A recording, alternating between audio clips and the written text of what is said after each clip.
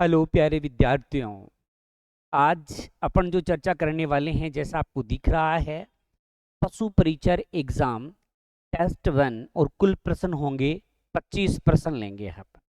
देखो कितने प्रश्न आएंगे एनिमल वाले में, एनिमल पोर्शन के पशु परिचर में कितने आएंगे ऐसा अभी कोई वो नहीं है। पहले जो प्रश्न थे वो 45 आते। पहले वाले सिलेबस जो पशु परिचर का था उसमें 45% दिए थे, लेकिन बाद में क्या कर दिए, 6 पार्ट बना दिए। कितने पार्ट बनाए हैं? 6 पार्ट बनाए हैं।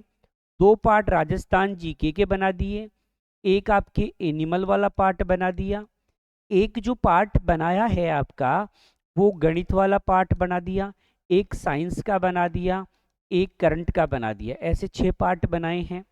तो 6 पार्ट हो गए, तो प्रत्येक पार्ट में से 25 प्रश्न हम मान के चलते हैं कि प्रत्येक पार्ट में से 25 प्रश्न आ सकते हैं। राजस्थान से 50 प्रश्न आ जाएंगे। अगर इनमें से कम होते हैं, मानो साइंस में 25 प्रश्न नहीं आए, मैथ में नहीं आए और एनिमल में नहीं आए, तो राजस्थान और करंट में हो जाएंगे। करंट में तो मुश्किल से 25% बहुत ज़्यादा है, राजस्थान में बढ़ सकते हैं। ठीक है भाई, इनमें हो सकता है 80 या 90 प्रश्न आ जाए। लेकिन अपन संभावना एक बार ये मान के चलते हैं कि एनिमल वाला जो पोर्शन है उसमें से एनिमल के जो हैं वो 25 प्रश्न आएंगे। ज़्यादा बनते भी नहीं हैं, बहुत कम प्रश्न बनते हैं। जो पोर्शन दिया है एनिमल वाला बहुत ही कम पोर्शन दिया है। पहले जो सिलेबस था उसमें बहुत ज़्यादा था, लेकिन उसके बाद में क्या कर दिया, कम कर दिया। ठीक है, तो अपन 25 मान करके 25% जो है वो टेस्ट पेपर हल करके देखते हैं। आप 25 में से कितने ठीक कर पाते हो, ये बात आप मुझे कमेंट्स बॉक्स में जरूर बताएं। तो अब अपन चर्चा करेंगे अपने टेस्ट पेपर की। 25% मैंने जो बनाए हैं वो एनसीईआरटी से बनाए हैं। ध्यान रखना, ये प्रश्न मैंने अनावश्यक कहीं से नहीं उठाए, बेकार में नहीं उठाए। मैंने 11th-12th के नहीं उठाए वो प्रश्न, या मैंने एलएसी की एग्जाम पशुधन सहायक की या सुपरवाइजर की एओ डबल एओ, इतना मैटर नहीं आएगा। उनके कारण ये है कि 10वीं लेवल की एग्जाम है। तो 10वीं लेवल की एग्जाम है तो लेवल के अकॉर्डिंग मैंने प्रश्न उठाए हैं, और वो भी 10वीं तक की जो किताब है, कक्षा 10 जो है वहां तक की, इससे आगे के नहीं, क्योंकि लेवल ही 10वीं तक का है। तो अपन कठिनाई स्तर के अकॉर्डिंग करेंगे। चलो अब देखिए प्रश्न हल करते हैं। सबसे पहले है कि गाय के दूध में वसा कितनी % होती है। अपन को ये बताना है कि वसा जो है कितना प्रतिशत वसा है। तो 3.60, 12, 8.60 या 2.50, बताइए बताइए कौन सा होगा सही आंसर। जल्दी से कमेंट्स बॉक्स में आप छाप सकते हो और सही आंसर बताना है। जल्दी से बताइएगा, देख कौन आता बताता है सबसे पहले। और ये सही आंसर है 3.60। सही आंसर है 3.60। देखो प्यारे विद्यार्थियों, आप एक चीज जानते हो कि गाय के दूध में वसा का मतलब फैट, फैट कितने का आते हैं? 3.5 के आसपास आते हैं। अपन गाय का दूध डेयरी में दे के आते हैं, कितने का फैट निकालता है? इतने निकालता है 3.60। तो बस, तो वो क्या याद रखना है, 3.60 याद रखना है। अच्छा, ये 12 किस में होता है? ये अंडा में होता है। ये 2 ऑप्शन मैंने मन से दिए हैं और ये किताब से लिया है। तो अंडा में 12% वसा होती है, दो याद रखना। गाय के दूध 3.60 और अंडा 12। आप लोग अंडा खाने के लिए बार गोड़ा करते हो ना, बार गोड़ा करते हो, इसका मतलब अंडे में 12। अब सर्दी आ रही है, बोला साहब अंडा खाऊंगा अंडा खाऊंगा, तो अंडा खाने के लिए बार गोड़ा करते हैं, इसलिए 12 है। अब दूध में प्रोटीन कितना प्रतिशत है? जो दूध है उसमें प्रोटीन बताना है। 4%, 13%, 21% या 19%, बताइएगा, जल्दी कीजिएगा। इतना टाइम नहीं है कि अपन ज़्यादा टाइम आपका खराब करें, बिल्कुल टाइम खराब नहीं करना है। और आपको तुरंत जो है प्रोटीन बतानी है, दूध में बतानी है। तो देखो दूध में प्रोटीन है 4। ऐसे सोच लो कि आप दूध के कितने गिलास रोज पी जाते हो, तो आप 4 गिलास पी जाते हो, इसलिए दूध। और दूध में प्रोटीन होती है, तो प्रोटीन कितनी ली आपने दूध से? 4 ली। अगर तुम अंडा खाते ना तो 13 आ जाता। अंडे में होता है प्रोटीन कितनी? 13% होती है। तो अंडा किसका है? अंडा बोला 13 है। चलिएगा थर्ड क्वेश्चन देखिएगा। गाय के दूध में कौन सी विटामिन नहीं है? देखो ये शुरू के 3% मेरे लिए पशु उत्पादकों का पोषक मान जो एनसीईआरटी की पुस्तक में है वहां से मैंने लिया है ये। तो गाय के दूध में कौन सी विटामिन नहीं पाई जाती? तो नहीं ध्यान में रखना है, B1, D, C या E। बताइए गाय के दूध में कौन सी विटामिन नहीं होती है? जल्दी से आंसर दीजिएगा। जी हाँ, सी आंसर इसका एकदम एक्यूरेट है।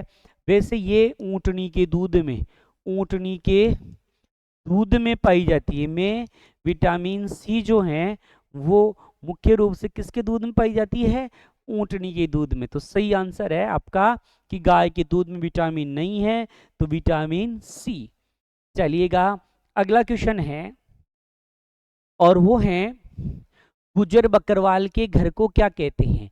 जो गुज्जर बकरवाल है उनके घर को क्या कहते हैं? सबसे पहले मुझे कमेंट्स बॉक्स में बताइए, गुज्जर बकरवाल जो हैं वो कहाँ पाए जाते हैं? कहाँ पाए जाते हैं? देखिए कौन बताएगा इसका आंसर, गुज्जर बकरवाल कहाँ पाए जाते हैं? चलो, तो सही आंसर क्या होगा? गुज्जर बकरवाल जो हैं वो जम्मू कश्मीर में निवास करते हैं। ये चरवाही जाति कहाँ निवास करती है? जम्मू कश्मीर में। इनके घर को क्या कहते हैं? धर, झोंपड़ा, मंडप, भाबर, क्या कहते हैं बताइएगा? तो सही आंसर होगा सी ऑप्शन, अर्थात इनके घर को क्या कहते हैं? मंडप कहते हैं। ये धर वगैरह ऐसे ही डाले हैं मैंने। ये भाबर तो क्या है? भाबर जानते हो? मतलब सर्दियों में क्या होता है कि भाबर वो जो नीचे वाला स्थान होता है पहाड़ों के नीचे वाला जहाँ बर्फ वगैरह नहीं होती, तो वहां पर सर्दियों में ये अपने पशु चराते हैं। तो वो एरिया ही है इनका, कौन सा है? भाबर है।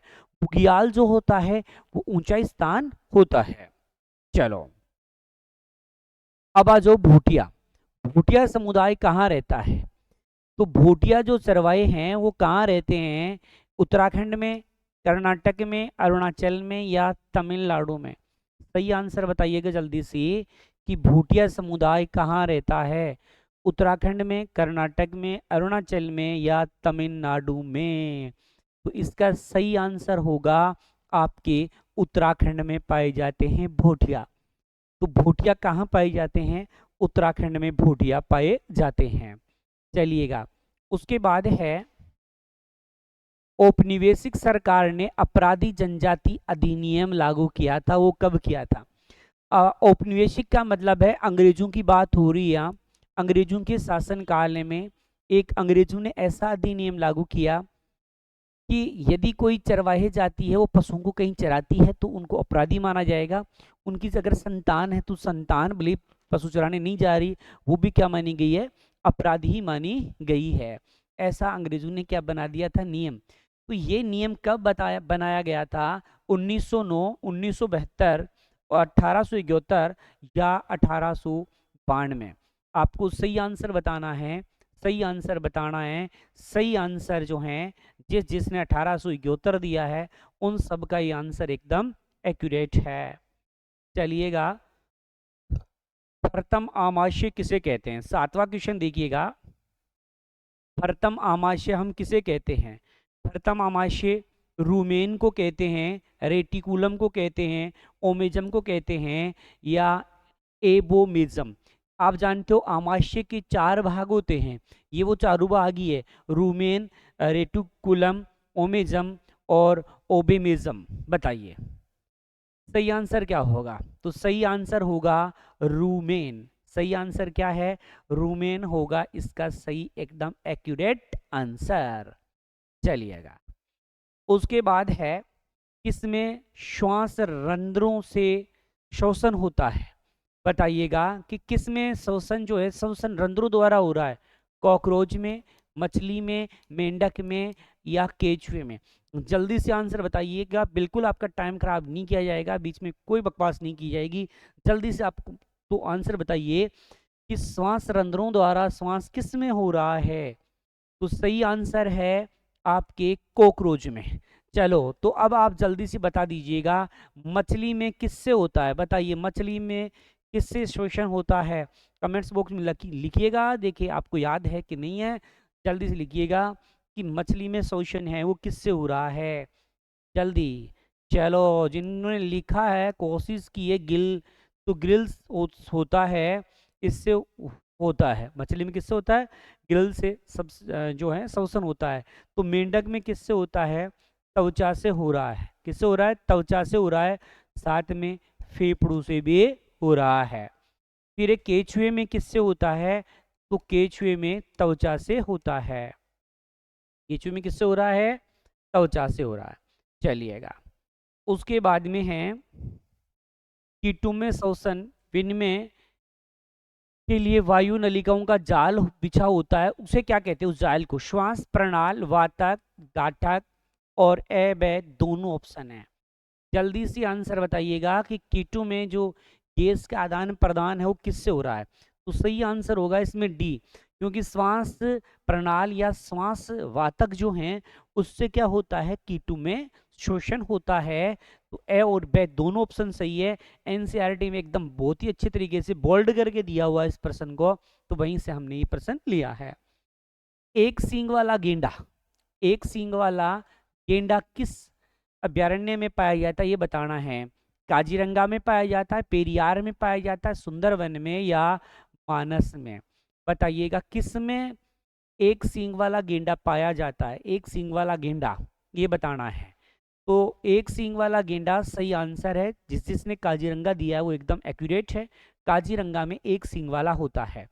काजीरंगा कहाँ है? असम में है। फिर मुझे जल्दी से बताइएगा पेरियार कहाँ है? पेरियार कहाँ है? बताइएगा, देखो कौन बताता है जल्दी से। पेरियार अभ्यारण्य या राष्ट्रीय उद्यान जो आपका है, बाघ परियोजना भी, ये कहाँ है? जल्दी से बताइएगा। तो पेरियार, यार यार खा ले करेला, करेला से है केरल। यार क्या खा ले? करेला, करेला से केरल होगा। सुंदरवन कहाँ है? तो आपके पश्चिमी बंगाल जो है उसमें सुंदरवन है। मानस कहाँ है? तो ये असम में है मानस। चलिएगा, नेक्स्ट क्वेश्चन की बात करते हैं। भारतीय वन्य जीव संरक्षण कब लागू हुआ? बड़ा शानदार प्रश्न है। भारतीय वन्य जीव संरक्षण है वो कब लागू किया गया था? 1 सितंबर 1972 को, 9 सितंबर 1973 को, 1 सितंबर 1973 को, 9 सितंबर 1973 को। मैंने चारों ऑप्शन एकदम नज़दीकी डाल दिए हैं। बताइए, कंफ्यूज वाला प्रश्न है लेकिन बड़ा शानदार क्वेश्चन, एग्जाम में आने वाला क्वेश्चन है। भारतीय वन्य जीव संरक्षण कब लागू हुआ? तो इसका एकदम एक्यूरेट आंसर होगा, वो होगा 9 सितंबर 1973। तो भारत में ये 9 सितंबर 1972 को लागू हुआ।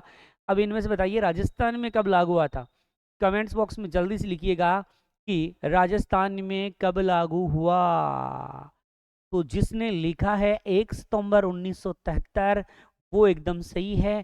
तो राजस्थान में लागू हुआ था 1 सितंबर 1973 जो है उसको वन संरक्षण अधिनियम, वन्य जीव संरक्षण अधिनियम लागू किया गया था। राजस्थान में 73, इंडिया में 72। इंडिया में 9 सितंबर, राजस्थान में 1 सितंबर है। अगला 12वां क्वेश्चन देखिए, बड़ा शानदार है। चिपको आंदोलन, चिपको आंदोलन तो नीचे वाला है, टाइगर प्रोजेक्ट है। टाइगर प्रोजेक्ट कब शुरू किया गया? टाइगर प्रोजेक्ट 1 अप्रैल 1972, 9 सितंबर 1972, 1 अप्रैल 1973, 9 सितंबर 1973। बताइएगा, बताइएगा इसमें से एक्यूरेट आंसर कौन सा है? टाइगर प्रोजेक्ट मतलब बाघ परियोजना है आपकी। टाइगर प्रोजेक्ट का मतलब क्या है? बाघ परियोजना है। तो ये बाघ परियोजना है वो कब शुरू हुई थी? जल्दी से बताना है, बाघ परियोजना कब शुरू हुई थी? तो बाघ परियोजना जो शुरू हुई थी वो 1 अप्रैल 1973 को। बाघ परियोजना कब शुरू हुई थी? 1 अप्रैल 1973 को। एकदम एक्यूरेट आंसर है। 13वां क्वेश्चन देखिए, चिपको आंदोलन कहाँ हुआ? प्रश्न है चिपको आंदोलन है वो कहाँ हुआ है? असम में, जम्मू कश्मीर में, राजस्थान में या उत्तराखंड में? बताइए चिपको आंदोलन कहाँ हुआ है? बड़ा शानदार है, एनसीईआरटी का प्रश्न है। बताइएगा चिपको आंदोलन कहाँ हुआ है? तो सही आंसर है चिपको आंदोलन जो हुआ है उत्तराखंड में लागू हुआ है। और ये आंदोलन सुंदरलाल सुंदरलाल बहुगुणा द्वारा चलाया गया था। और ये 1973 में होता है। कब होता है? 1973 में। तो ये चिपको आंदोलन उत्तराखंड वाला चिपको आंदोलन है। वैसे अपने राजस्थान में जो खेजड़ली आंदोलन हुआ था उसको भी अपन चिपको आंदोलन के नाम से जानते हैं, अमृता देवी द्वारा चलाया गया। लेकिन मुख्य रूप से चिपको आंदोलन जो है वो उत्तराखंड में।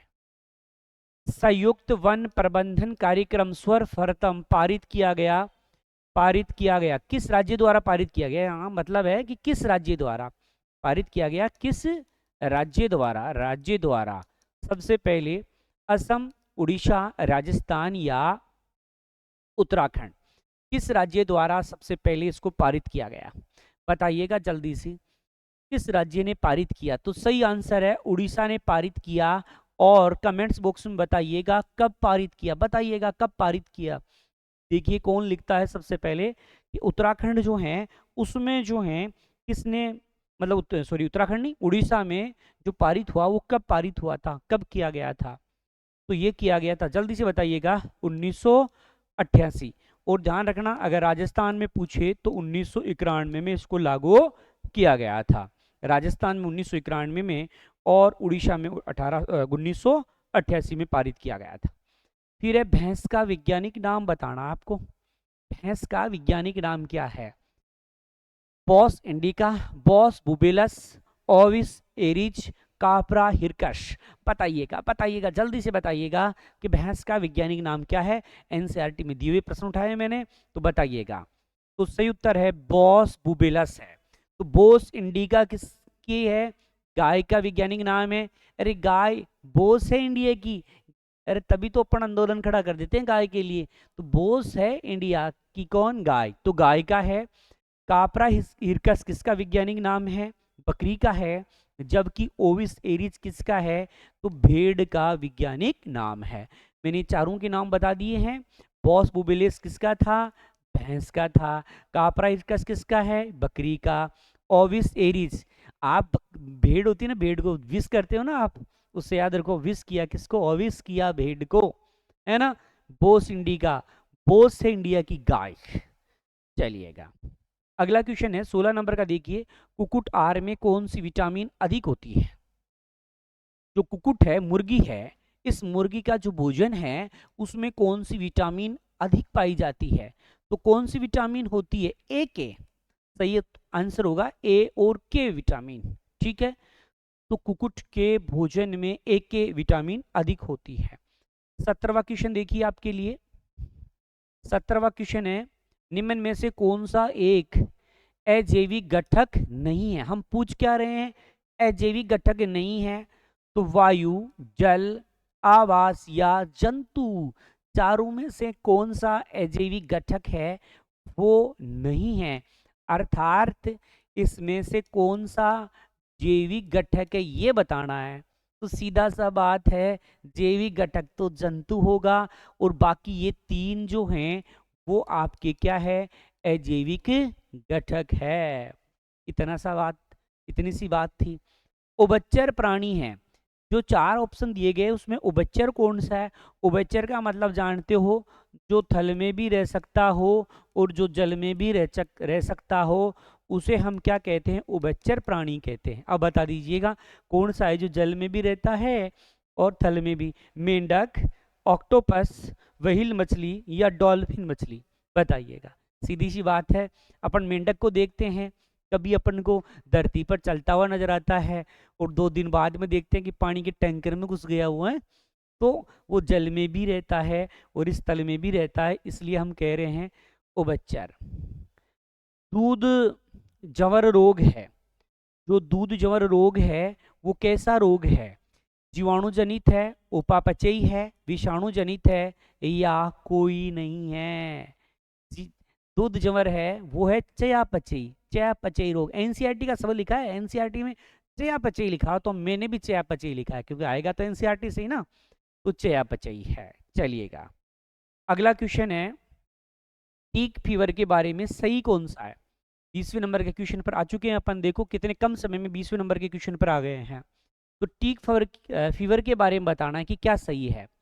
ये रोग रक्त प्रजीवी बोवोफिलस माइक्रोपल्स से कारण होता है। कैल्शियम की कमी होती है, शरीर में रक्तचाप कम हो जाता है या उपरोक्त सभी कथन है? तो इसका सही आंसर होगा उपरोक्त सभी कथन सही है इस समय। 21वां क्वेश्चन देखिएगा, सभी संकटग्रस्त स्पीशीज का रिकॉर्ड रखा जाता है किसमें जो संकटग्रस्त हैं और जो विलुप्त हो चुके हैं उनका हम नाम दर्ज करते हैं। तो मानबुकर में, पीली किताब में, रेड डाटा बुक में, या उपरोक्त में से कोई नहीं। तो ये तो बहुत बेहद इजी क्वेश्चन है। हम जो संकटग्रस्त प्राणी हैं, जो विलुप्त हो चुके हैं, उनको रेड डाटा बुक जो है उसमें शामिल किया गया है। रेड डाटा बुक में प्रथम जो प्राणी था जिसको शामिल किया था वो चीता था, और रेड डाटा बुक IUCN संस्था द्वारा क्या की जाती है, जारी की जाती है। तो ये है आपकी रेड डाटा बुक। पीली किताब तो अपने अलवर के शासक थे तेज सिंह, उसने सरिस्का अभ्यारण्य से जारी की थी। देखो पीली किताब है वो किससे, सरिस्का जो अभ्यारण्य है उसमें एक राजा थे तेज सिंह, उसने एक फॉरेस्ट सेटलमेंट रिपोर्ट तैयार करवाई थी। कौन सी, फॉरेस्ट सेटलमेंट रिपोर्ट तैयार करवाई थी, उसी को क्या कहा है, पीली किताब। मानबुकर तो एक पुरस्कार है, मानबुकर तो क्या है, एक पुरस्कार है। चलिएगा अगला है, भारत में जैव विविधता वाले तृप्त स्थल कितने हैं। ध्यान रखना मैं NCERT के अकॉर्डिंग बता रहा हूँ, मैं कंपटीशन वाली किताबों के अकॉर्डिंग नहीं बता रहा। जो NCERT में लिखा गया है वहीं से बता रहा हूँ कि भारत में जैव विविधता के तृप्त स्थल कितने हैं, 2, 5, 12, 15। बताइए, जो NCERT की बुक में लिखा हुआ है उसी के अकॉर्डिंग आपको बता रहा हूँ। NCERT की जो बुक है उसमें लिखा गया है, उसी के अकॉर्डिंग आंसर बताऊंगा, और वो लिखा गया है वहां 2, इसलिए मैंने भी ये ऑप्शन 2 ही डाला है। 23 नंबर का क्वेश्चन है, यदि किसी सजीव के द्वारा अपने समान ही शिशु को जन्म दिया जाए तो ऐसे जंतु को क्या कहेंगे। मतलब ऐसा जीव जंतु जो अपने समान, खुद के समान सीधा बच्चा पैदा करे उसे क्या कहेंगे, अंडपरजक, जरायुज, युग्मनज या गर्भाशय। तो सीधी सी बात है, खुद के समान बच्चे पैदा करना क्या कहलाता है, जरायुज कहलाता है। 24 नंबर है, कुछ विशेष परिवर्तनों के साथ टेडपोल का वयस्क में रूपांतरण क्या कहलाता है। बेहद अच्छा क्वेश्चन है, NCERT में तो बोल्ड करके लिखा हुआ है, आराम से इसको एकदम मोटा करके लिखा हुआ है। तो कुछ विशेष परिवर्तनों के साथ टेडपोल, टेडपोल जो होता है ना मेंढक है, मेंढक का जो लार्वा अवस्था है वो टेडपोल वाली है। तो टेडपोल का वयस्क में रूपांतरण, कायांतरण, अलैंगिक, जरायुज या अंडपरजनक कहलाता है। बताइएगा क्या आंसर है इसका। तो इसका एकदम एक्यूरेट आंसर होगा ए ऑप्शन, कायांतरण है। अलैंगिक जनन तो क्या होता है, जिसमें एक ही जनक हो, एक ही जनक होता है वो अलैंगिक होता है। अंडपरजनक वो कहलाते हैं जो अंडे देते हैं, और जरायुज वो कहलाते हैं जो सीधे ही बच्चा पैदा करते हैं। ठीक है, मेरी भाषा थोड़ी सटीक है तो इन शब्दों का बुरा मत मानिएगा, सीधी अपन को याद करना है ना, कि बच्चा पैदा वैदा ऐसे बोल देते हैं हम, ताकि अच्छी तरह याद हो जाए आपको।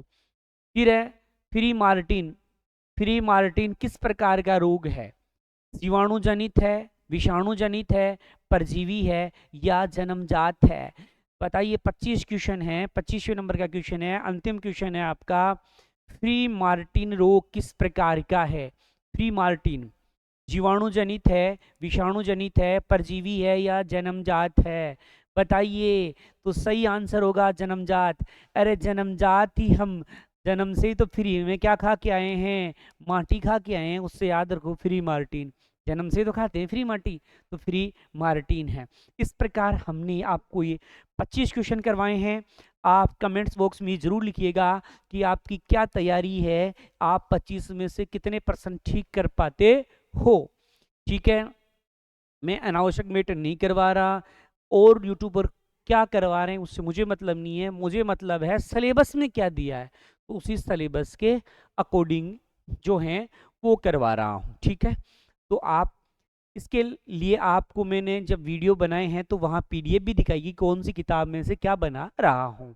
ठीक है, वहीं से मैंने ये वस्तुनिष्ठ क्वेश्चन बनाए हैं। उम्मीद करता हूँ जो मेरे द्वारा ये 25 क्वेश्चन आपको करवाए गए हैं ये एग्ज़ाम में काफ़ी सार्थक होंगे।